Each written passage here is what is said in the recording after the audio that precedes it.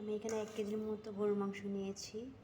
হাতে মাখিয়ে গরুর মাংস রান্না করব। হাতে মাখিয়ে রান্নাটা আমার খুব ভালো লাগে। গরুর মাংস লবণ দিয়ে দিলাম। আসলে হাতে মাখা গরুর মাংস রান্নার মজাই আলাদা। আদা বাটা দিয়ে দিলাম 2 চামচের মতো। আসলে রসুন বেশি দিতে হয় নাকি আদা বেশি দিতে হয় আমি জানি না, তাই আমি আদা রসুন সম পরিমাণ দিই। রসুন দিয়ে দিব 2 টেবিল চামচ। আমি সম পরিমাণ দিই, কারণ আমি জানি না কোনটা বেশি কোনটা কম দিতে হয়। মরিচের গুঁড়ো, আমার হাজব্যান্ড ঝাল অনেক কম খায়।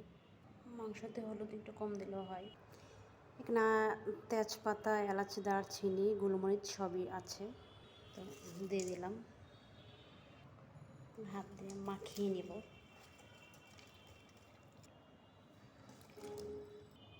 আর মাখানো শেষ, কোনো পানি দিব না, এটাতে পানি উঠবে, কষাতে যে পানিটা উঠে এটাই। চুলায় বসিয়ে দিলাম।